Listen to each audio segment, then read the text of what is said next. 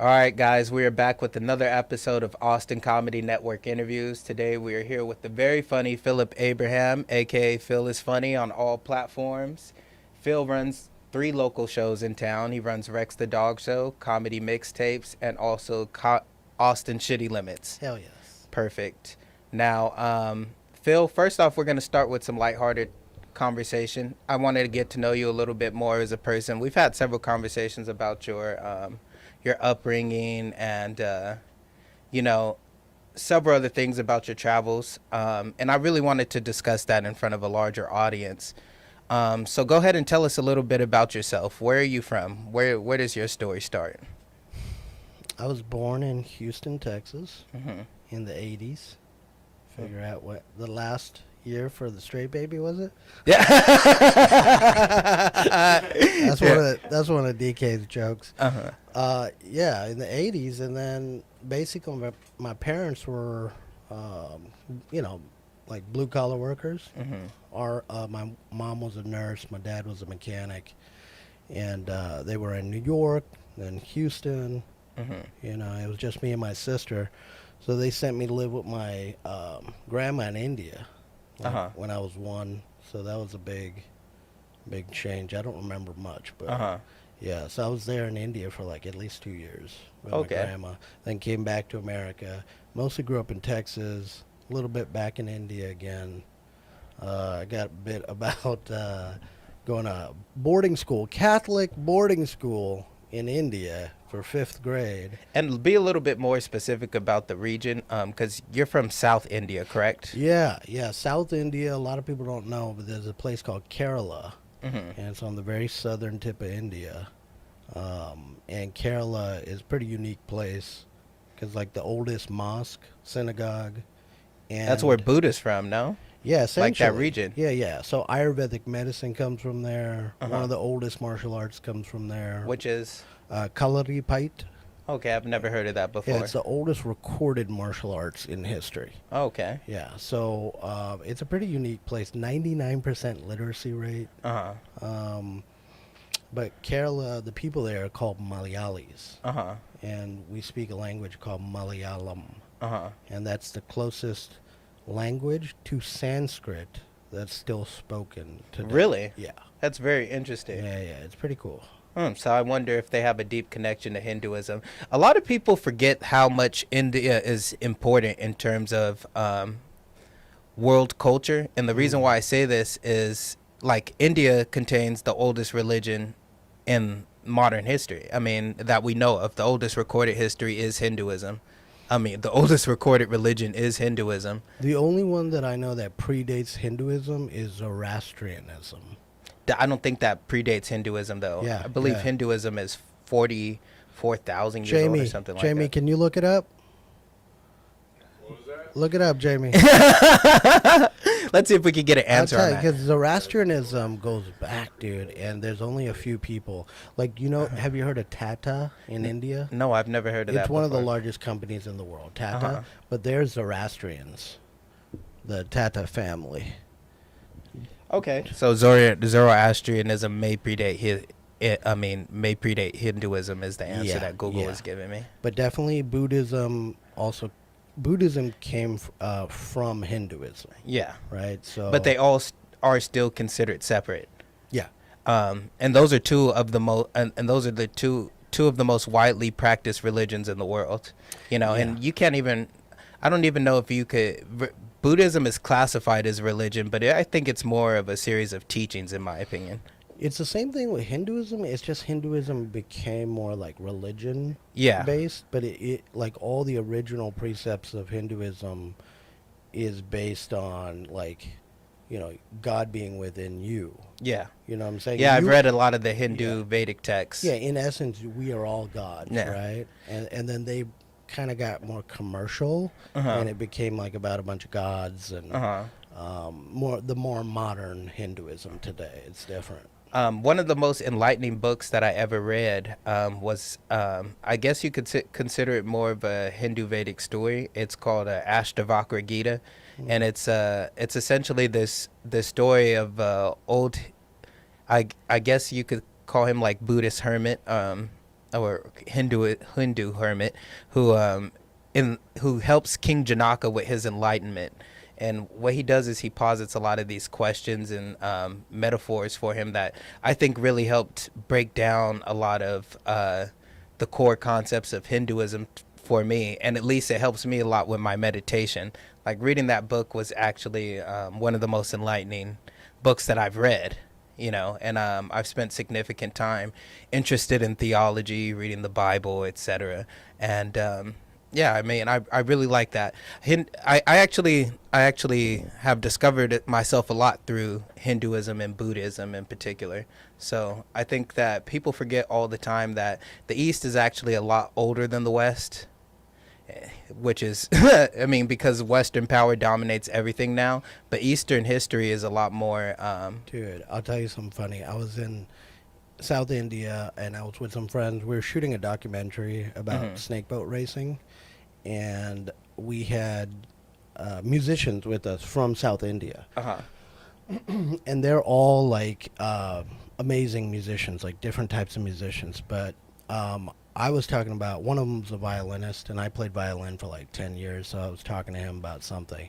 And I said, no, like the classical, and when I'm talking about classical, I'm referencing European classical, which is 16th through 18th centuries, right? Yeah. And he's referencing classical Indian music, which is It's like which 180. is literally like some AD shit. Like right before they crossed over to AD or some shit. Like it's ancient, like real classical. Yeah. So like, yeah, just like the way we think about our culture because we're in it. Yeah.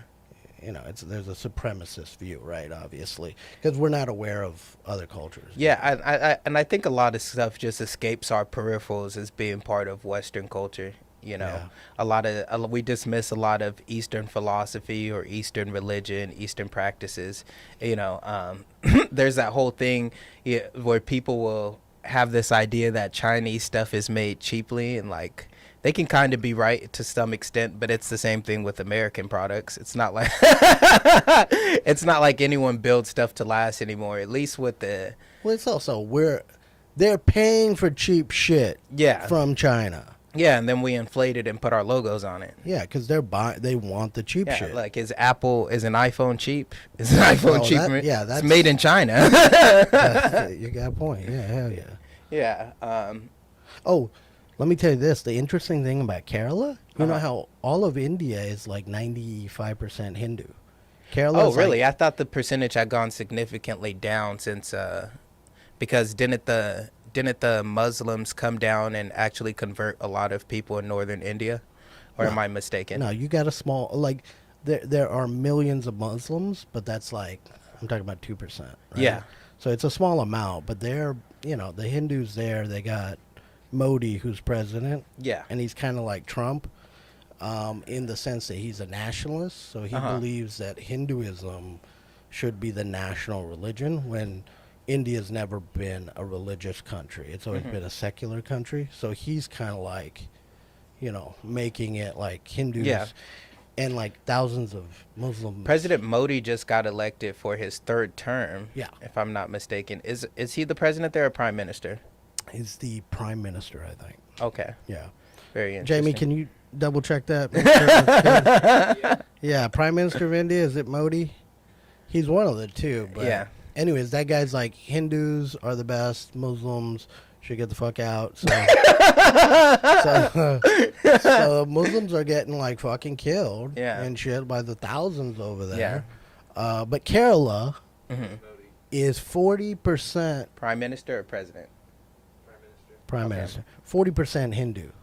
The rest is Christian, Catholic, Muslim, Buddhist, whatever. Oh, okay. Because all three of those diverse community. all three of those major religions have a foothold in India through there. All of their worshiping places are the oldest in all of Asia. There, they started there essentially for Asia. Okay. Yeah. Is that because of the Dutch Northeast India Company, like the British coming in? I think it has to do with the Middle East being so close there. So you have St. Thomas coming over. St. Thomas is buried there, the Apostle Thomas.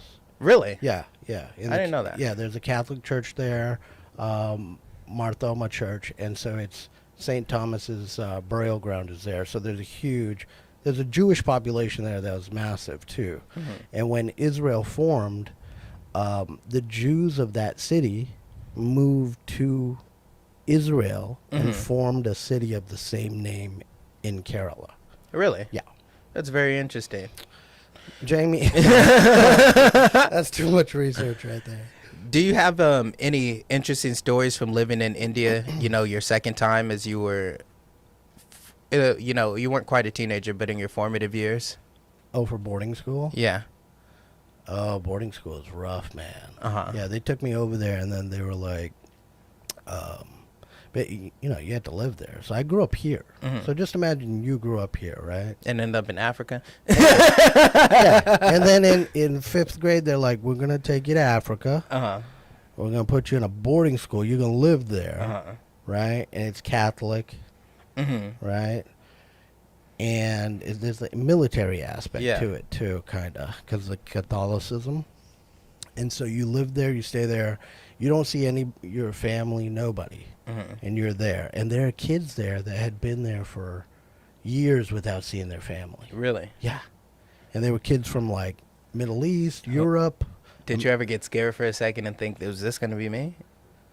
Well, I guess the first time I was like, man, this is like prison, was when I got lice. Mm-hmm. And they shaved my head just like just like Daniel's head right there. I love making fun of bald people because they think I'm bald.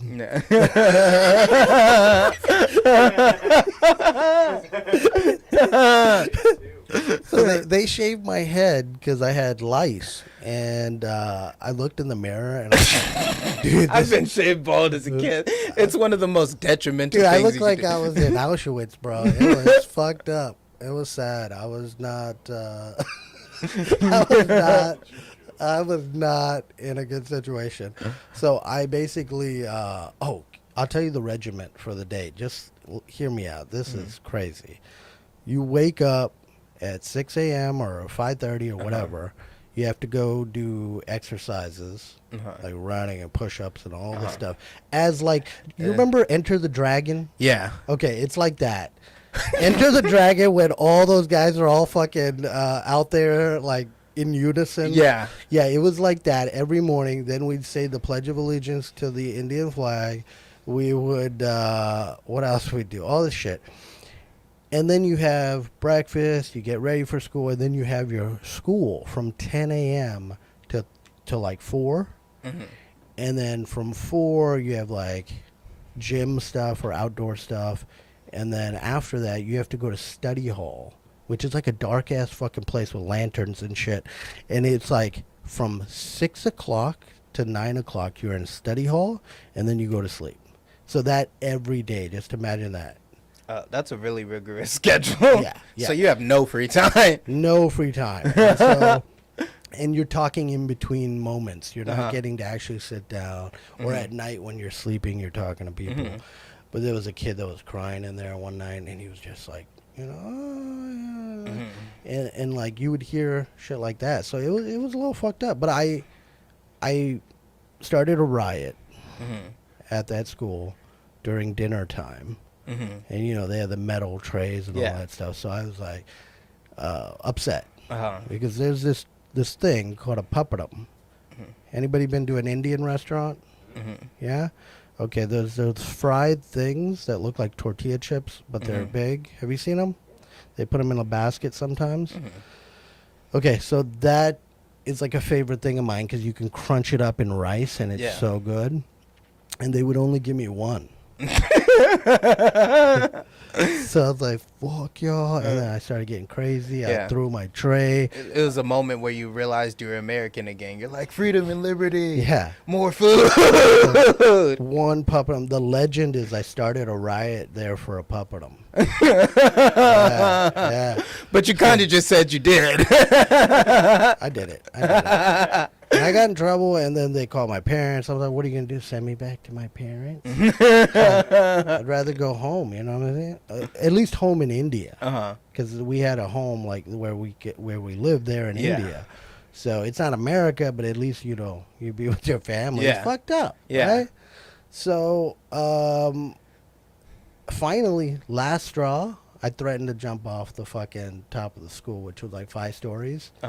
And then my uncle came with his motorcycle, came by, and then I told him the situation, and he was like, he felt bad. So he's like, he took me back home, and my uncle was like, you can't fucking send it back there. So they fucking, I went to a school that was closer, but I would go daily and come back. So I spent like 3 months in that fucking hellhole. That was my Vietnam, guys. So how long have you been doing comedy at this point, Phil? It's coming on 2 years. Okay. Yeah. And what made you decide to get into comedy? Man, I don't know. I think I was just drawn to it, but I was fucking scared as shit to do it. And I finally had some sort of breaking point where I pushed myself. I think I went and saw Cap City open mic, right? And that was like, okay, I need to try to get up on a mic at least. So I finally worked up the courage to get up, and I went up at Creek in the Cave. You heard of that? Yeah. Okay. Comedy club, of course, yeah, here in Austin. And I went up at Creek, and then that was it. I was fucking loved it. Yeah. Is there anything that particularly pushed you while watching the people perform at Cap City that go, man, I can do this? As at least in my experience, and I've asked a lot of people this question, and I've got a lot of mixed answers. But I just wonder, is it like you see quite a few people who are doing really bad, and you're like, well, they've had the courage to go up. I can't be worse than that. Yeah, I think for the most part, everybody was killing up there, and I was like, wow, these are really good for the open mic, because Tuesday they do a curated open mic. Yeah. And they're all good comedians they put up. Yeah. And then sometimes they'll put up people they've never heard of, you Yeah. know? So anyways, most of the show was like pretty good. I was like impressed. And then one guy went up and bombed the entire 3 minutes. And I was like, yeah, I could do this. Let me try this shit. And so, yeah, that was it. But comedy's always been there in my life, my entire life. Yeah, But, you've always been attracted to comedy. yeah, attracted to comedy has been part of my kind of linguistic, Your love development. language. Yeah, it's the way I talk, like the way I adapted to all these different scenarios growing up too, I think. Is you have to have a sense of humor about it. Yeah. I think a lot of people who get into comedy, a lot of them come in from the place of learning to be able to laugh at themselves and their life circumstances first, because it makes the ride so much easier. The adventure of life is if you could not drown in your sorrows and learn to laugh at things a little bit, like, wow, look at this situation that I found myself in. It makes life a whole lot easier. And a lot of people come from it from that point of view and like, wow, I'd love to bring this to the rest of the world. Yeah. Yeah, I never understood people who get like, well, I guess we've all been there, but like, because comedy is not an easy road to fame. So like, people think a lot of people do comedy to try to get famous or anything. It's not the case. No. Yeah. There's people that are already kind of famous, I guess, online who come and try to do comedy too, right? And some do well, some don't, but it's hard. It's its own thing, right? It is. But it's pretty amazing because I was doing film, independent film for 8 years. And yeah, you told me you made a movie in India. Yeah, I was making a documentary. There's actually a funny story about that. It was pretty good. It was we actually got into Sundance and Austin Film Society. Well, I was talking Doc about Lab. you were telling me a story about how the guy tried to I don't know if it's the specific movie you're talking about where he like held all the film hostage and he had to go to India to go get it. Yeah, dude. I swear to God, I trusted this editor there, right? So he had all the footage, and I came back to America, and we'd shot for, I want to say 3 years. Yeah, 3 years over 3 seasons. So the season's about 2 months, 3 months. Yeah. So it's 3 years, 3 seasons. So it's like 6 months worth of footage, 6 to 7 months worth of footage. So he had all of it, and he was going to work on a rough cut. Mm-hmm. And so he sent me this rough cut, and I watched it. And, you know, sometimes I kind of, you know, jump the gun. I get a little crazy. I just say what I feel in the moment. Yeah. And I called him. I said, "This is shit." I was like, "This is shit because of this, this." And he said, "Fuck you." He told me to, you know, he was all like cursing at me and talking shit. And in 24 hours, I flew to South India, which is it takes 28 hours to get there. So I left in a day, and I got how much there was that plane ticket? like $2,000. Yeah. So I flew over there, and I fucking surprised him at his studio, and I showed up, and I just started taking the shit. And long story short, I had a guy with me, and then, you know, it turned into a back and forth. Yeah. And I may have choked him out. And then he called the police on me later. So I get back to my hotel, and I get a call at like 9:30 at night from the inspector of the fucking city. And I'm like, oh, fuck, dude. He's like, I need you to come into the station. There's been an allegation that you came and stole his shit. And I said, that's my shit. He goes, well, I need you to come in. So I called my cousin, who's, you know, big shot over there, politics-wise. Yeah. And he called them and said, don't go there. He called me back. He said, don't go tonight. Go tomorrow morning. Mm-hmm.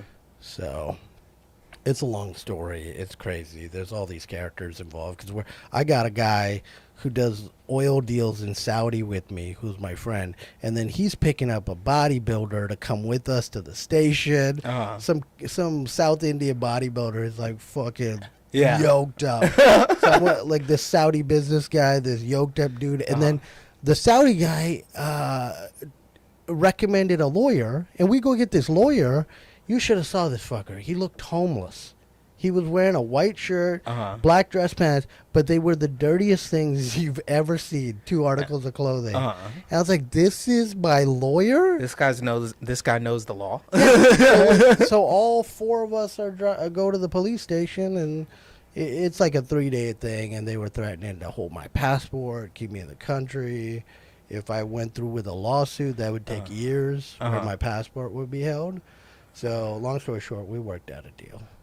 Yeah, but I had to. He also escalated the thing and made allegations that I attacked his wife when his wife wasn't there, and I had a witness with me. It was just me, my friend, and the guy. So he just threw in his wife to make it more extreme, and the cops knew that he was lying about that too, because they were like, "Here, just give him $200 and we'll," or whatever it was. It's probably just like a little extortion thing. I wonder, do they? This is a question that I have about you visiting India, being as that you were raised here. Do they look at you as being like different? Do you get treated a little bit different? Like, do they look at you as American? Yeah, for sure, a little bit. But when I speak the language, they're always like impressed. Yeah, because they're, oh, okay, you're one of us. Yeah, because that's a hard language to learn. Yeah, what language is it? It's called Malayalam. Oh, okay. So it's not even what are those? Hindi. The Hindi is the normal language in India. That's the big one. Okay. Yeah. They have over 100 dialects in India, though. It's a lot. If I'm not mistaken. Hindi, it might be way more than that. Hindi's like the national language, and then I think English, and then they have a language per fucking state and area. Yeah. India is very diverse, like Africa, in that there's a lot of different regions with a lot of different people, and they don't look the same throughout the entire country. I got jokes about my own family where we have such range, like from like white to like charcoal black, like in my own family, just within the immediate like first cousin. Yeah, it's the same effect that happens in Africa. Like the people from the very north are a lot lighter than the people from the more equatorial or southern regions. Mm-hmm. Yeah, very interesting. But one thing that I wanted to talk with you about is First off, what's your perception been since you started doing comedy? How much has it differed from what you thought it would be when you started? Do you get that question? No, yeah, I guess Like, have you been dismayed with some of the things I never really thought about it. Like you just did? I'm just doing Like Nike said, what just I do it. like doing. I'm just doing it day by day. Oh, okay, I want to tell a joke. Let me go tell a joke. I don't care who I'm telling it in front of. Yeah. And then so I don't put too much thought into the business or until recently. I've been thinking about the social media shit and like making sure like stuff is getting out there, like Yeah. stand up clips, things like Yeah. that.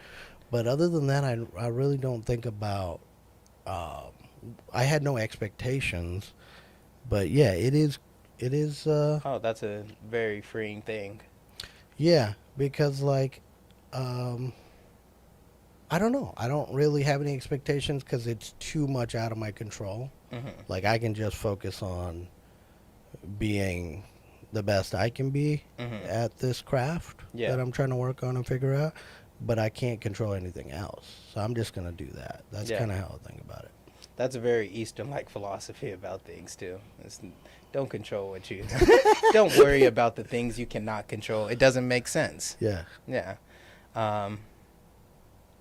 You know what? Another thing that I wanted to address is the fact that, of course, a hot button issue is the fact that you were banned from the Creek in the Cave for a joke that you did on stage.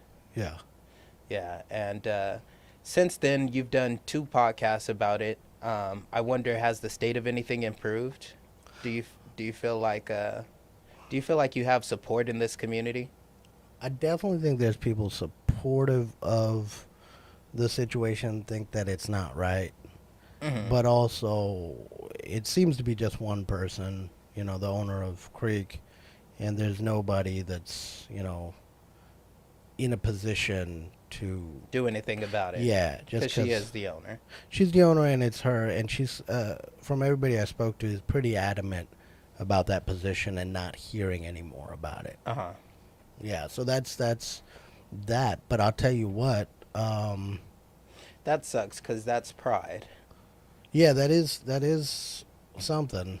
That's I mean, it's definitely ego and pride, and I have much appreciation for the Creek and the things that they've done for the comedy scene. They were the first club to open out wow, here. I love the Creek. Yeah, and I know you do. The best club out there, and it's where I started. And I was there every night at the mics. Yes, I know this. We were there every night, and that's the last place to go after all the other sets you've done at that night, right? Yeah, and it's supposed to be, at least in my experience, like the most genuine and pure like comedy club. Like it's a place for the comedy community. Like and all levels of comedy can congregate there, and there's a download, a transfer of knowledge, and it also for people who maybe think it's out of grasp, it can become more palpable when you're seeing Shane Gillis with you talking to people and like you're around and seeing these big comedians and you just saw them kill and then you're seeing them as human beings. It's just it's a nice thing for the community and for it's very comedians. Yeah. For comedians who are developing, it's really good to see and be involved with. Were you kind of disappointed with the result that you got? With the banning? Yeah. I was pissed off for like a while, but then, I guess I started kind of seeing some of the positives. One, I'm not staying out at Creek till 3 a.m. every night. Yeah, that is a positive. Saving a lot of money on drinks and so on. And then also, it just kind of took me out of my comfort zone a little bit because I was comfortable going to Creek and spending time there and, just feeling, very at ease there. Yeah. Right? Although when I did the Banana Phone bit that I got banned for, I was nervous as fuck. But Banana Phone's like that. It's an intense experience. And it is. And I think it's great, going back to what you were saying about the self, right? As comedians, I think Banana Phone is great and things like that because it helps to break the self down. So if you take yourself so seriously, right? and you can't take a joke about yourself, Banana Phone's a great place to find To out be humble. that Yeah. you're sensitive, Yeah. and maybe you should, and the more you get desensitized from that, the more you can make fun of yourself. Yeah, you let go of that ego. Yeah. Yeah. And so, yeah, Banana Phone got the band. I lost track of where we were a second ago. Oh no, it's okay. I was asking you. It kind of spun off from me asking you if you were disappointed with the result that you got. Um, There are some positives, like I said. yeah, So that's what you were just getting I'm into. not. Yeah, it would be nice, like for that to be lifted or whatnot. But I don't see that happening. So it's kind of a permanent thing in my eyes. But the good thing is, like, that taking me out of comfort zone has pushed me to do all sorts of other shows in different places, things that I never thought I'd do, shows that I'm producing. And so the good thing is I'm getting stage time, like, regularly. I'm being able to go up, do. Yeah, over this last month, I'd say I definitely have seen your name on a lot more flyers. It seems like you've been really out and active in terms of getting on shows. Yeah. And I'm yeah. happy for you for that Thank because you you, man. deserve it. I you're appreciate you're a great comic, and you're one of these people who I feel like you've been here for a really long time in the open mic scene and transitioning into being more of a show comic and spending your time doing shows. And you're a linchpin because you helped run several open mics, I believe, at this point, including like Sanjak, which is every Sunday, and you've also helped produce several shows within the city. You host a show every month at your own house. Yeah. And it's really beautiful to have people like you around who can do things like that, because it makes all the difference to people who are coming up in a scene where there's more comedians than there are spots.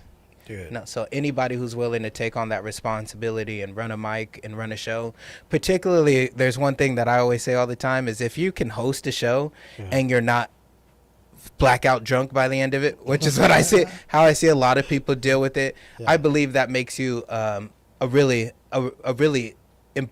great host more than anything, but also it shows how mature of a soul you have, because it's a hard thing to do. And I'm sure as you've ran several mics and shows at this point that you know that it can kind of change your perspective and your opinion on comedy and the people around you, because people will get mad at you for not being able to book their shows, for bumping them, for them missing a spot and then you not being able to let them on immediately, and then they'll go around and they'll say bad shit about you. And you're one person that I've never heard being as though you are a host, because all the hosts pretty much get it in terms of the, the normal community gossip and banter, But you're one person that I've never heard anything bad about in terms of you producing shows or being a host. You've always been fair, and you're loved in the scene. And I just hope that you know that, even though most people can't do anything about the whole Creek situation, we do miss you as a personality. And I'm glad that you're out and getting out more again. DK, I appreciate that, man. Yeah, fuck yeah. I miss you guys too. I mean, it's great seeing you guys at the Creek and stuff, but then now I'm just kind of seeing folks little by little at the shows that I'm going to. So, it's unfortunate, but I miss you guys too. Yeah, thank you. But oh, can I get anybody got a cigarette in here? What's up, Matt Rivas? How you doing, yo, man? Ooh. Oh shit! Oh, nice. Okay. Anybody got a refill on this Lone Star or something? we can swap you out for another one. So I wanted to, because you're a person who kind of faced backfire for your own joke, for a joke. I wouldn't want to say it is your own joke, but that's an unnecessary part of it. You faced backlash for a joke. I wanted to talk about the nature of comedy and what is there a such thing as, in your opinion, do you believe there's a such thing as crossing the line when it comes to comedy? Yeah, I do think there are situations. It's all about context, right? Okay. I think intention matters a lot too. Intention, context is part of intention. So like, what is the comedian saying? Are they saying, I hate black people? Or are they saying, I hate black people, but, what I'm saying?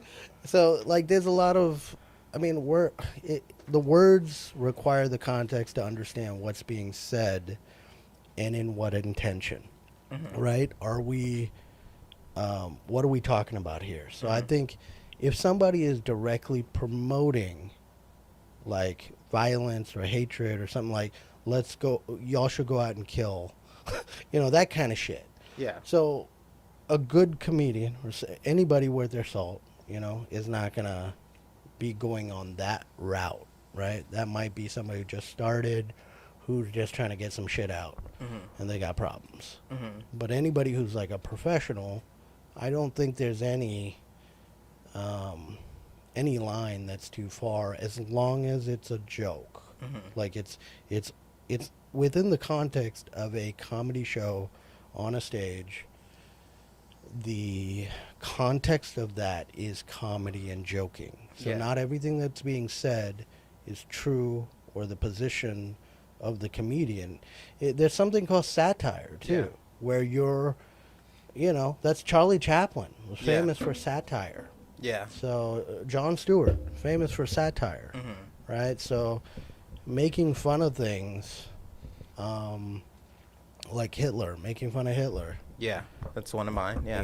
That's the thing. So that's a way to take power back. Like, also this idea of this symbol of the swastika situation, specifically in my situation. Yeah.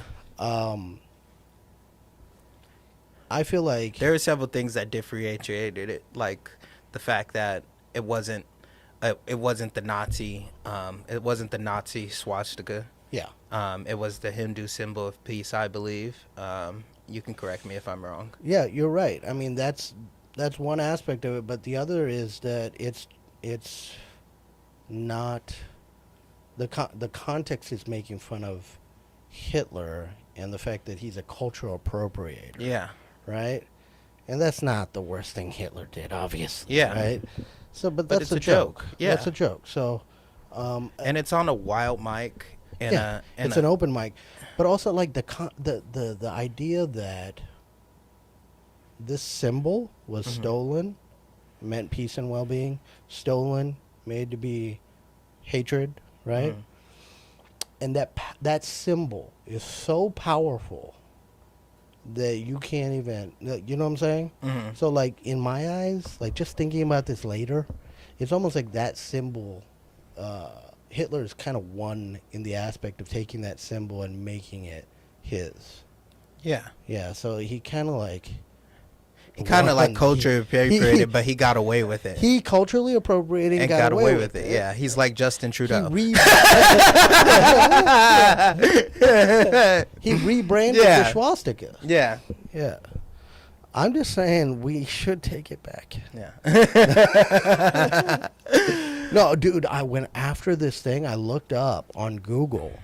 There are thousands of lawsuits and cases where Indians from India are in America or Canada. Probably like Canada and Germany more so. No, America too. There are so many too? in America. Really? Where Hindus have had the swastika symbol on their house on the outside, like a mezuzah, like the Jews would do, a mezuzah on the door. Yeah. The Hindus might do that too, or they'll have it inside, and landlords seeing this or neighbors seeing it, and then them becoming a target for hate. Yeah. And that's just, it's crazy. Yeah. So, anyways. That's why my mother said you should mind your own business. Brown power. Another thing she taught me is never to assume, because when you assume, you make an ass out of you and me. Don't assume what you don't know, because you can always ask, and a lot of that comes from people just assuming, thinking they know. Yeah. Yeah.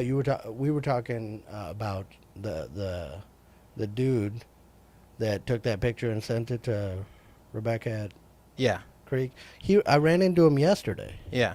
and he was like, "Hey, I want to apologize I didn't intend for this to happen." I'm like, all right, dude, whatever. I mean, I never met that guy, and then the thing is, your actions have consequences. So whether you intended something or not, your actions caused this thing, right?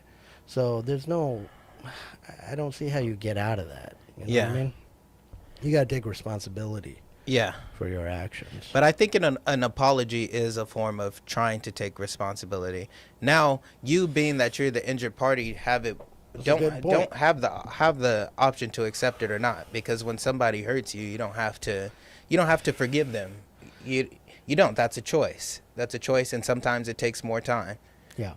But him apologizing, I do believe is a step in the right direction. Also, I have a hard stance on the fact that as comics, who especially a lot of us who are struggling, who are on the lower rings of comedy, trying to work our way up, we shouldn't do that type of stuff to each other. We shouldn't. Nobody should be doing that. You shouldn't be tattletelling. Yeah, but it's even worse coming from other comics who should understand the premise of telling a joke.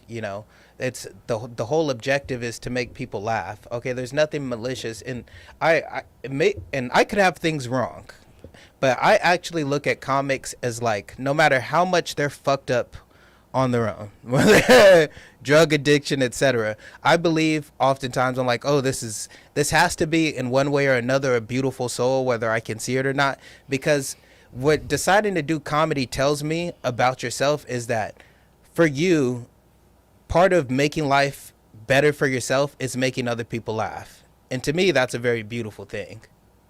And, a lot of us are fucked up. That's with any arts community. A lot of us deal with a lot of trauma, biases, a lot of different things, like particularly in a city of like Austin, where a lot of us come from like unique parts of the country, and some of us might have never been outside of our bubble before. There's a lot of people who come from small towns or cities who've almost never been outside.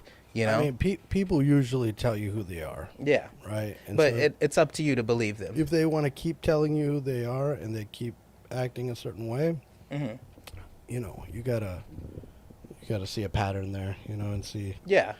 And I would never tell you to not listen to your voice, or pay attention, because that's a point that I make all the time. I'm not here holding any grudges. Like, people did things. They gotta live with the consequences of their actions. So yeah.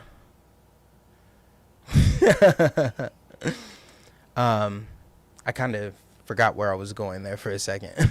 Got derailed a little bit. But it's okay, because we can kind of like move past it a little bit. Let's all move forward. Yeah, that's what life's about, moving forward. Yeah. I think that, first off, I want to know, since you've been doing comedy now for 2 years at this point, what is your wildest experience doing comedy? Do you have any crazy stories that you can share? Dude, nothing too crazy. Everybody talks about heckling and stuff, but I've only been heckled twice. And it was at open mics. It wasn't even at a show. Yeah. And even heckling at a show, it's not really heckling. Like, I mean, I don't know. I don't feel like I've never had anything aggressive. But one time at Creek at an open mic, kind of earlier on, maybe first 6 months or something. I had a setup, and I asked everybody, you know what that's called? And this guy, out of nowhere, this little kid, 21 or something, he goes, "Faggot!" And it was so perfectly timed that he got a reaction, and I got so angry. And I started just like a child calling him a faggot. And then everybody started laughing at that. But I was really pissed. Like, I was like, "I'm going to come kick your fucking ass." And I threatened him, and he got scared because he left.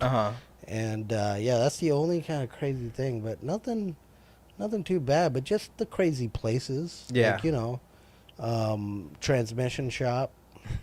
An interesting thing that you're saying about like, oh, I hear people like talk about heckling and stuff, but none of that has really happened for me. It's like my same experience, and I notice like if you're big and brown, people don't ever. And that's what like I think it is. a lot of.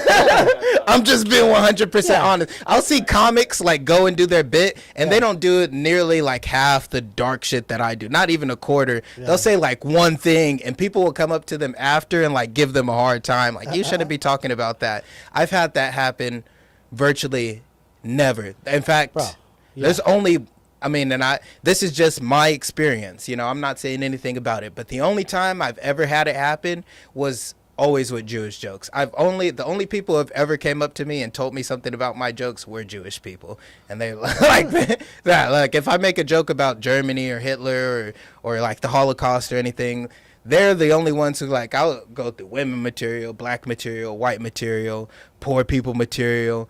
None of that bothers anybody. Nobody will ever come up from any of those groups. You know, you might get a heckler every once in a while, but like somebody coming up and saying like, oh, I have a problem with that joke. It's only ever happened with Jewish jokes. Bro, and it's happened several times. I've never had that. Yeah. Never had anyone tell me anything where they've been upset with the joke. Yeah. That's also what's crazy about that, the banning. But, you know, that whole swastika bit, like painting it and stuff, that was only for... That was the only thing I was worried about. Like, it came out, people thought that's the type of stuff I do regularly. I just go up on shows and be like, you know what I mean? When that was designed... It was really like a special case. Just for that fucking one time, that place, that show, and it worked. Yeah. It did work. And that was one of my biggest points with that. I'm like, anybody who was there, like, nobody had a problem when you did the bit. Yeah. It was actually, like, it went over pretty well. Yeah, no audience members, nobody got upset. But I don't know, I guess, what's it, Dubs? Yeah. He sent it to Rebecca. That's what he must have been upset to send it. Mm-hmm. That's what everybody told me, so do you know if that's true? I heard the same thing. Same thing, yeah. Yeah. So, I mean, he admitted to it. Yeah. He admitted to it, yeah. Yeah. I mean, and that's the thing. It's not wise to do things like that because comedy is a community, and unfortunately there is a gossip train, and like word spreads easy. It's a very small kind of community too. Yeah, for Austin to be such a big city, it actually feels really small town a lot of the time. I mean, there's a lot of people coming and going. Yeah, right, for sure. But then there's a lot of people stay, like, who are implants. Yeah, and then people will be moving here slowly, and it starts to add to it. But you know, there's a lot of people here that have already established a bunch of shit, right? Yeah, and one of the unique things about the Austin comedy scene, which I don't know if it's necessarily true in the other scenes, but we have a very integrated scene, and you're really like no more than like 1 point away from somebody like Joe. Somebody you know and talk to on the regular basis talks to Joe Rogan. Yeah. And that's how it works out. Like somebody you know talks to Shane Gillis. Like and that brings me into my next question. Being as though, you know, there's such a huge club downtown, and Austin is one of the hottest places, not only in the country, but in the world for comedy. We have a lot of amazing talent and famous people who come out here to see the comedy. Because of that, at a place like the Creek, Sunset, if you go and visit the Mothership, you'll run into a lot of famous people there. Yeah. Has there ever been any, like, impactful meeting that you've had with somebody? Like, have you ever been like dismayed, like somebody didn't come across exactly how you thought they would, or have you ever had like a really impactful encounter that benefited you, like for instance a comedian that you respect a lot giving you some advice, or having a conversation with you that kind of like sparked something for you? Yeah, a lot. This is totally out of the blue, but like one was Adam Ray.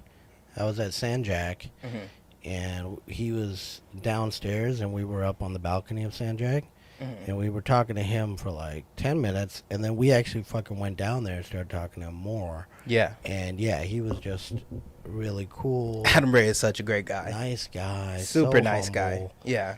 And also just like full of life and like very excited about life. Like, yeah. He's just like very, Yeah, anytime that I've only spoken to Adam Ray twice, around Shakespeare's, and he always has a huge smile on his face, Yeah. and like is excited to talk to people. Like he's never the type of guy like, let me go hide in the corner. He'll be out there right in the public, standing in the middle of 6th Street, having a conversation with the door guys at Shakespeare's, etc. And like, Dude, Shakespeare's, everybody goes in there. It's like, what the hell? Ari Spears was there last night. yeah, I saw Ari Spears there last night. I got to see Tyler Fisher, who I got to see in New York and talk with a bit, and he was there at walking by Shakespeare's. But yeah, it's crazy all the people you see out there. Yeah. Saw Felipe Esparza. Yeah, a bunch of people. Ron White, fucking yeah. Yeah, there's no shortage of talented comedians that you get to experience all the I time. think the second mic I might have done in Creek, I'll tell you a quick story. I went to Creek, and the mic's supposed to start at 11, right? Or the sign-up is at 11. So I get over there, and like it's like my second or third time, and I'm just like, and I go to the front door, and I'm like, hey, hey, the mic's starting at 11. Where's the sign up? And so I ask all that, and then he's like, yeah, it's gonna start at 11. So I go outside, and I'm smoking a cigarette, and Joe Rogan pulls up, in like a Aston Martin or Bentley or whatever it was, right? He pulls up right in front of Craig, gets out of the car, and I'm just watching him. He walks in. And then 5 minutes later, I finish a cigarette, and I go in, and I'm walking in, and the guy, the door guy's like, hey, the mic's going to be sign-up's going to be at 12:30 now, because Joe Rogan just popped in. And I was like, oh, fuck it, Joe Rogan. Yeah, so that was kind of a cool, it was kind of cool to get bumped. Yeah. Joe Rogan. That kind of reminds me, at the back of the creek, like, it felt like probably you're part of something there. Yeah. Like, shit's happening. you yeah, know? yeah. That reminds me of an interaction I had 3 or 4 months into being at the creek this time. I moved here April 4th of last year. And I go to the back of the creek, and I'm waiting, and there's this guy who all the time was standing back there, and I would think like, wow, he looks like Ari Shaffir. And then one day I get back there, and I think I see the same guy sitting in a chair, asking to talk to Rebecca, conversating with all the guys in the circle. And I go, wow, you look just like Ari Shaffir. And he's like, yeah, I guess I do. And I go around, and I turn around, and I'm like, oh, cool. I'm just walking around talking to people, and I have a second look, and I'm like, somebody comes up and they goes, oh, Ari Shaffir is here. I'm like, oh, really? I'm like, no wonder he looks so much like Ari Shaffir. I went back up to him, and I'm like, I wasn't doing a bit or anything. I genuinely like didn't know it was you. I apologize. I think you're a great comedian. Just the normal banter, the more normal ass kissing banter. Now get down there and suck it. Yeah. I remember this other time I accidentally I stopped. Do you know who Jesse is from Bad Friends? No. What's that girl's name? Jesse. Yeah, Jesse Johnson. From Yeah. the show. Yeah. Yeah, I was tripping on LSD, and I seen her back there, and I was just like very motivated to say hi, but I was like, oh, I'm tripping. I shouldn't go up and say hi. I'll probably do some weird shit. And she gets ready. Celia keeps going like, oh, I'll just introduce you to her. She's super cool. And I'm like, hold on, give me a second to calm down, gather my thoughts and shit. And I see her start to get up and leave, and I try to catch her before she goes, so I end up grabbing her shoulder as she's heading outside the door, as she's halfway out the door. I'm like, I'm sorry to do that. And I just get to explain. I'm like, I'm sorry, I'm tripping right now. I like you. And she's like, oh, okay, cool. Thank you. I'm like, oh, I just think you're a good comic. And I was lying. I had never seen her comedy before. I just only seen her on the podcast with Bobby Lee and Andrew Santino. But, being around famous people always gives you like a weird, anxious energy. Yeah, I don't like it. Yeah. That's why I try to avoid them. Like, I never take pictures with them because I feel like that's kind of asshole-ish unless you're like my fucking hero or something. I'll go and say hi, shake your hand, and say what's up, and I'll use that as motivation. Like, eventually, I hope they ask to take a picture with me. And I feel like that's the way it should be done, I don't like asking for pictures. It's just weird. It just feels weird. Yeah, it's inhuman in reality. You're objectifying people because you go, I don't want to talk to them Yeah, or you're a get to know them product. as a person or Yeah. shake their hand or anything. I'm just going to go up and go, let me get a picture. Or I'm going to fucking snap a picture. Dan Tom Green was walking up with his dog because he seen me walking with Athena, and he walked over with his dog, and Dan just lifts up his phone and goes, let me just snap this picture real quick. And in my head, I'm like, it's kind of awkward, but I'm like, hold on, let me pose for it while you're already up there. Let me just go ahead and, yeah. Yeah.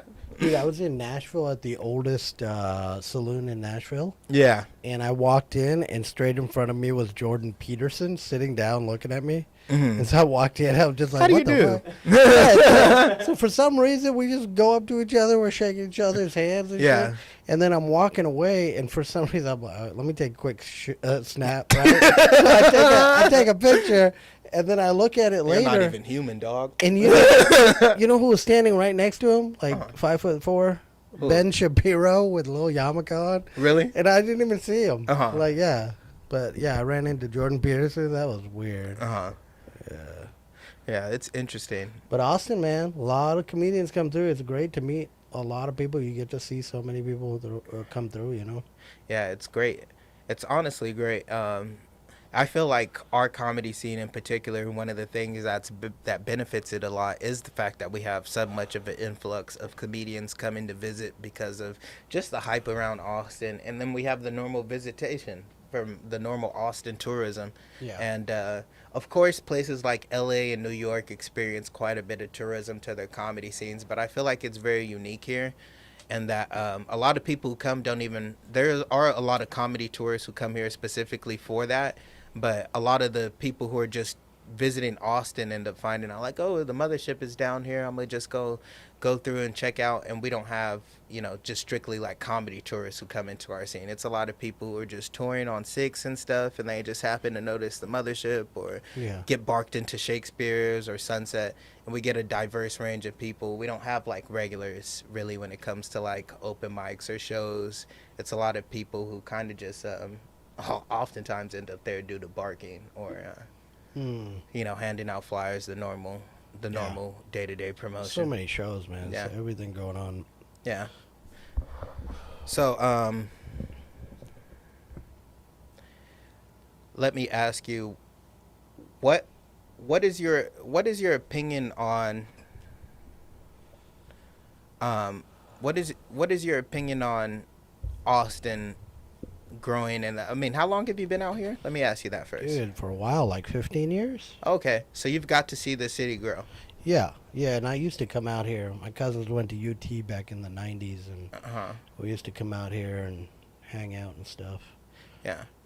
So what has been your opinion on watching the city grow and transform, particularly over these last few years, like towards the tail end of COVID? Austin had a huge influx of new visitors and people moving here. It's always been very much a transplant city in Texas. There are native Austinites, but it's always been one of those places where people, at least from my experience talking to people, where people throughout the other regions of Texas kind of send all their black sheets, rebels, and artists and gay people. Like anybody who doesn't fit the normal mold in Texas they end up here in Austin. It's kind of like it's always been a dumping ground, kind of. No, it's true. Because I was living in South Texas, and we were like, Austin is like the cool fucking place to go. Yeah. Houston, there's like an area that's kind of cool, like Austin. But for the most part, there's a couple areas, but it's all scattered. Yeah. Like, you know what I mean? You'd have to drive 20, 30 minutes to one place, like an area where it's like 2-3 streets. Yeah. Like Montrose in Houston used to be a pretty cool place. But yeah, there's pros and cons. I mean, the cons is the price of the cost of living, right? You've got to watch that rise significantly. Yeah, and there's a reason there's so many homeless people, right? I mean, some people think they're busing them in. I don't know. But I think it's because the cost of living is going up. So, everybody that's homeless used to live somewhere at some point, right? So, I don't know. It's good and bad, too. But a lot of that California stuff, I just hate Californians. As a native Texas, that's expected. As a native Texan, that is very expected. That seems to be what they all voiced. No, it's like people go to places. This happens everywhere throughout, time. People ruin their home and then go to somebody else. Yeah, and they want to come to a place because they like the place for the culture of the place, but then they want to change it. Yeah. And then they change it to their version of the place. Yeah. But, I guess that's the history of culture changing, things changing constantly. So Yeah. it's just, That's just the effect of time. Time changes all. yeah. Nothing stays the same. So Yeah. all it is how you adapt to that change. And Yeah, it how is you perceive expensive for fucking artists Yeah. of all types. it. Yeah. A lot of them have to move out or slowly just moving out. And it's only like a certain level of artists that will be able to afford it to live here. I mean, just this place is a good example. This place is not much at all. How much would you think guess we were playing here? It is, considering it's an insane asylum, looks like a haunted insane asylum. I don't know, $200-300. It's $1,010. Oh Jesus! I mean, we own this room too next to it, but Oh, it's both of them for $1,300. yeah, $1,010. Not bad. 1,000, yeah, 1,100, yeah. You need to get somebody working that lobby desk over there. Because Yeah. when I came in, nobody was manning the desk, man. I swear to God. All the lunatics are running free. That's wild. What is this like at night when it's like dark and shit? Are the lights still on in the hallway all the Yeah, time? yeah. Okay. Yeah. It's definitely still looks You know what this crazy. place looks like on the outside, especially? Did you ever watch Walking Dead? I'm dead. I be telling people all the time when they come here, I'm like, yeah, I don't know if you've ever seen Nightmare on Elm Street, but this is Oh, like yeah, the that insane one too. asylum where the kids, they filmed that here. And people, I have this thing where I just be fucking with people with the straight face, and they'll really sit there and be like, really? Oh, no, I have seen that. Like, that makes sense. What's that? Anybody watch Walking Dead? Yeah. No? Yeah? Yeah, I watched The Walking Dead. Do you remember that guy they ran into who had a lion or some shit? At a lion? He had a lion, a real lion. Oh, Ezekiel. Ezekiel. Yeah. This looks like Ezekiel's place. Yeah, fucking- Yeah. So any particular interest you have outside of comedy? Outside of comedy? Yeah. Oh, man. Like, who are you? Who the fuck am I? Yeah. Who am I? God damn it, dude. Okay, so I do a lot of stuff, but one of the things I do is I'm a designer. Uh-huh. I'm what's called this is going to be complicated. It's called human-centered design. Yeah. Or user-centered design or experience design. Uh-huh. So I do that 9 to 5, essentially. What is that? So it's kind of like a mix of psychology, sociology, and technology. It's where I study people who use something. Like it could be a physical experience, like going to a show, or it could be a digital experience, like an app, like Google Maps. So all the people that, So you're the person who all those surveys go to. yeah, that team. Yeah. When you give those feedback reports and you're like, why are you Yeah. asking about my experience? Yeah, Fuck you. or like, they also call it like user interface design. Yeah. So anything with an app or a software or a website, stuff like that. But it's like, if you're getting somebody like me, it's like a big system. It's not like a regular site. Yeah. So I do stuff for like, You tailor and curate the system to more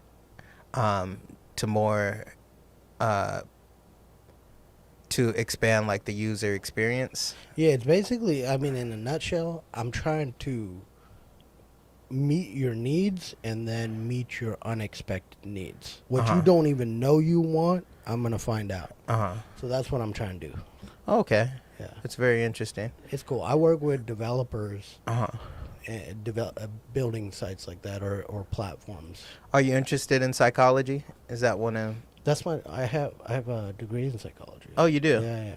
And a master's or a bachelor's? I got a bachelor's in psychology and a master's in sociology. Oh, really? You have a master's in sociology too? Yeah. Yeah, that's fucking. I didn't know that about you. Yeah. Yeah, that's fairly interesting. So, for those who might not know, what is the difference between sociology and psychology? So, at least, and correct me if I'm wrong, I'll actually give what comes to my mind first. Sociology, I think of more of the study of the interaction between people, and psychology, I think of as more of the interaction between the brain and the mind. Yeah, that's pretty much it. I mean, the psychology could be groups, behavioral within groups or individuals, but sociology is like, yeah, there's like culture Uh huh. is sociology. Uh huh. So like studying the culture of the Austin comedy scene, that's Yeah. sociology. Yeah, that's what I mean. The Yeah. study of the interaction between Yeah. people So and it could groups be, of people. and it's a mix of qualitative and quantitative data. So you're getting numbers, but you're also sitting down with people Mm-hmm. and talking to them and finding out about their experience and Yeah. documenting all that. Yeah. Yeah, It's cool. psychology. I mean, sociology is not a hard science, is it? Sociology is a behavioral science. Okay. Yeah. Um. So it's a science. Yeah. Dude, I got to do some badass shit in sociology. Like, Uh-huh. one thing I did was I spent 3 months with cockfighters on the border of South Texas, Uh-huh. just researching. I embedded myself with them, and I studied them. I gained their trust, and I wrote a whole paper about cockfighting in South Texas. Really? Yeah, and then, Was there anything really interesting you learned from that? dude, it's nuts. It's obviously cartel shit. Uh huh. There's All of it is ran by the cartel. There's a lot of cartel stuff. There's drugs. There's cocaine, Yeah. weed being sold. There's the sheriffs. There's constables. They're all involved. All the people that are from those small towns, pretty Yeah. much. And dude, just studying the fighting techniques of these cocks. Whoa, they do martial arts. Dude, they Like do some- so. It's Like too some much. cocks know jujitsu, some know taekwondo. Bro, yeah. some are black. Some are black belts. Some are blue belts. Yeah, some are black cocks, some are white cocks. They got black cocks too. I tell you what. There's this thing called a gaff. Yeah. So there's like hundreds of different types of gaffs, Uh-huh. and there's a gaff maker. And what the gaff is there's a claw The talons on the claw. on the rooster, and they put the gaff on there. And it's like a medieval armor with Uh-huh. like a spike. They could Yeah. have razors. They could have a blade on it. They could have a point on it. Yeah. And so when they fight, they the gaff is out there, Yeah. and it'll fucking tear up the other Bird, yeah. rooster. Yeah. And so there's a guy who makes that, and he's a very special guy Uh-huh. because there's only one guy who can make those. Do roosters naturally want to fight to the death, or do they have to do something special, like train them like pit bulls to like make them extra aggressive? Like, do they give them a bump of cocaine and make Yeah. them like detox before they? Yeah, for real, they do give them cocaine too. Really, that's Yeah. very interesting. Roosters, they do cocaine. Yeah. Uh huh. Crazy, man. But you'll see like the sheriff. You'll see like the sheriff of the town, the fucking drug dealer. Uh-huh. It's all in cahoots. Yeah, It's crazy, dude. it's an economy down there. Yeah. Yeah. So I spent some time there, and then I spent time in Mexico City, in the black market there called Tepito, and Tepito is the hub for black market in the Western Hemisphere.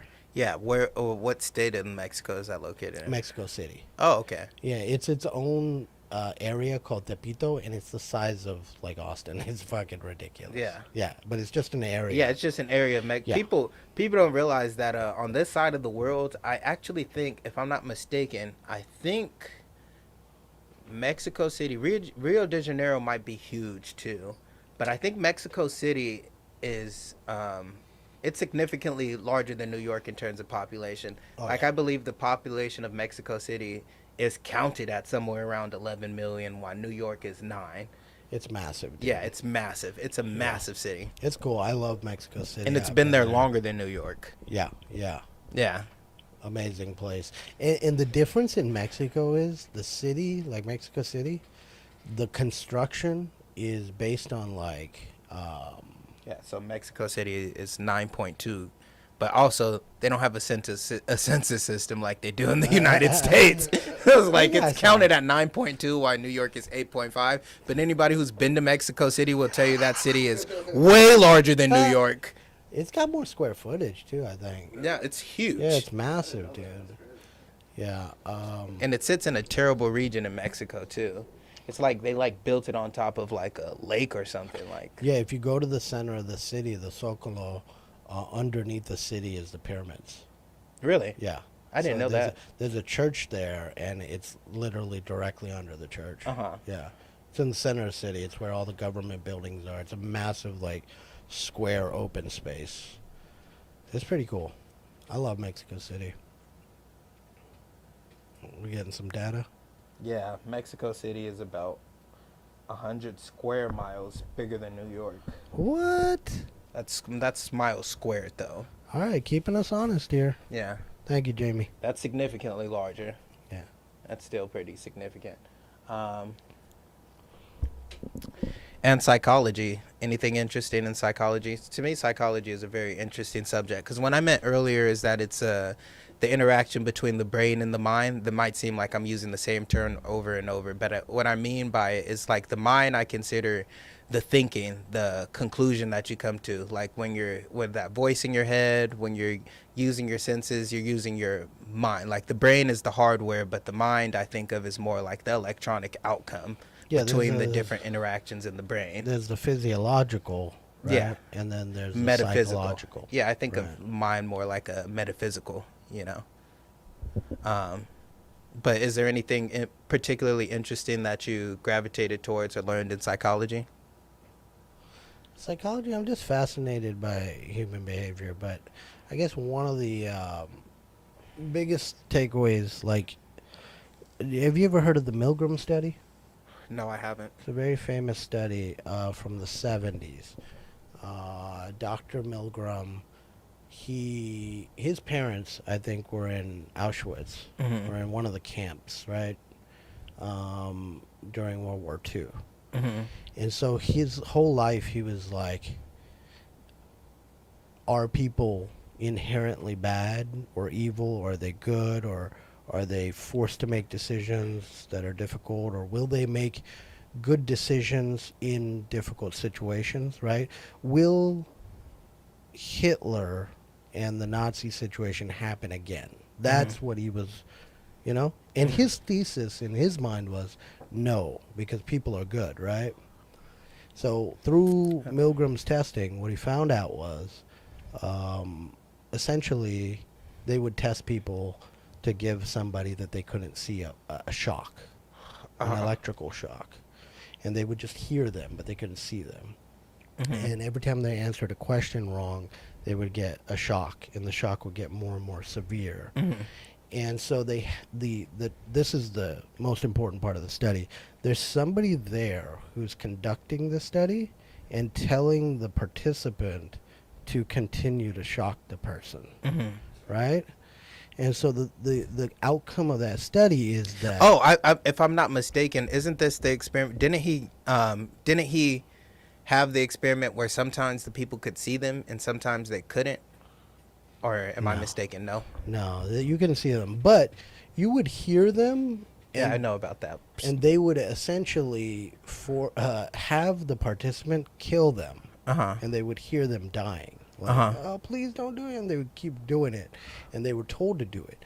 So the result of the study was he found out that like 9 out of 10 people will kill that motherfucker If they're told to, if they can take the responsibility and shift it to somebody off else. themselves and put it on to that person, because that's what's happening. That person's taking responsibility for this person's actions, and that's the essence of the fascist regime and how that can happen, because everybody displaces responsibility. Yeah. And I think People have a that's- natural tendency yeah. to. So he went in wanting to prove something, and he got proved the opposite. Yeah. Yeah. That's very interesting. Yeah, I really like that study, and I think it's a good Yeah, lesson. Milgram is very similar to the Stanford experiments. And it Stanford shows, experience. yeah, good that's too, what yeah. he just showed me a post of. And the conclusion of the Stanford experiment was just that people, when given the opportunity, will be creatively evil. Like creative evil was kind of like the whole phrase that ended up coming out of that study, if I'm not mistaken. Yeah, I mean, the caveat to that is that one of the important factors of that study is that when you put people in a position, a role, they will become that role. Yeah. So, like, I can say you're the prisoner and he's the guard, right? And he will become the guard in his mind. Yeah. You will become the prisoner in your mind. And then the next day I can swap y'all and y'all will play your role. Yeah. Yeah. And also, it's not only that, but I will see you as the prisoner. Yeah. You know. Yeah. You're less than. Yeah. Or he's perceiving you as less than because he has this outfit, you have that outfit. Yeah. And you're being told that this person's. Yeah. You know, But also, one of the landmarks was of the experiment, I believe, was that people would take it to extra lengths. They would go further. yeah. People had a tendency to go further in the ways that they decided to be evil, essentially. Dude, is what they it had came to shut down the experiment. Yeah. Because it went way too far. Yeah. And the guy, he let it go far. Yeah.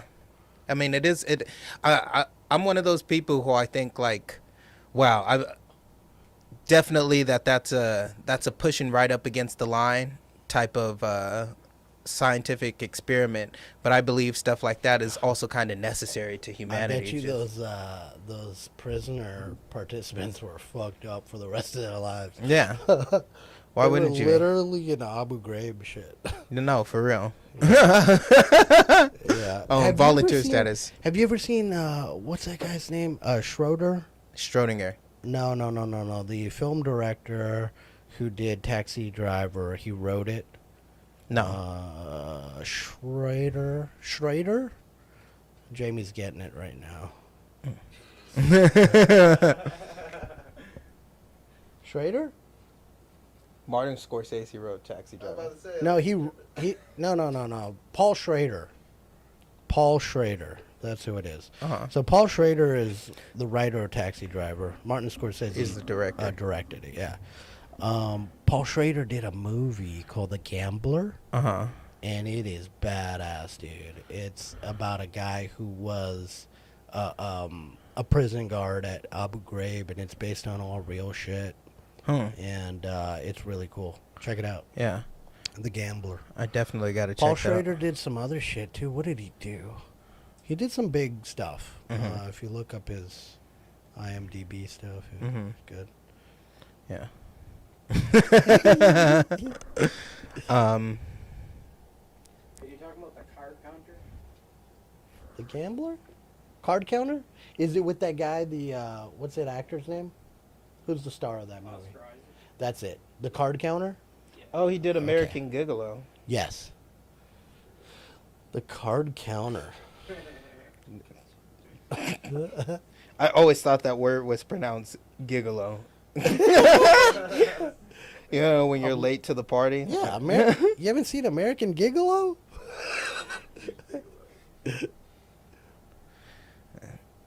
There you go. Thank you. Deuce Bigelow? Male Gigolo? Yeah.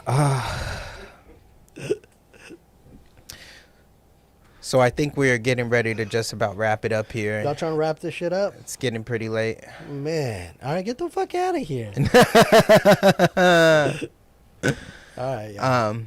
But if you want to give a shout out one more time to your social media and your shows that are out here in Austin. No, I'm good. You're good? I'm joking.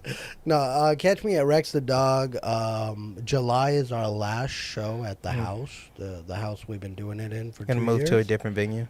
Possibly, we're looking into it. But 2 years at this location. In July, we're having a double show, so it'll be 8 o'clock and 10 o'clock. So 2 shows, limited capacity. We sold out. Fuck, we've been selling out. We had people come up walk ups that we had to turn away at a house show. Fucking crazy, dude.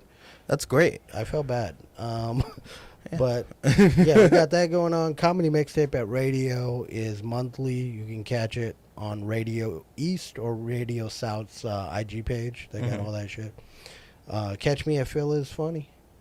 Perfect. Hell And yeah. Phil, we will definitely be sitting down with you again soon. There's a lot more things that I wanted to cover, but we've been trying to keep these interviews under 2 hours for the moment. But that leaves so much potential for the future, brother, because Hell you're an yes. amazing guest. And again, I just want to give you your flowers one more time. You're an important staple to the scene out here. You're a great comic, and not only that, but most importantly, a great guy. And we love having you here, and Thank we you, appreciate DK. you spending your time with us in Love you these too, man. beginning of Appreciate us you. restarting this, dude. Hell yeah. Fuck Wishing yeah. y'all all the best. Keep watching. Subscribe. Smash that shit.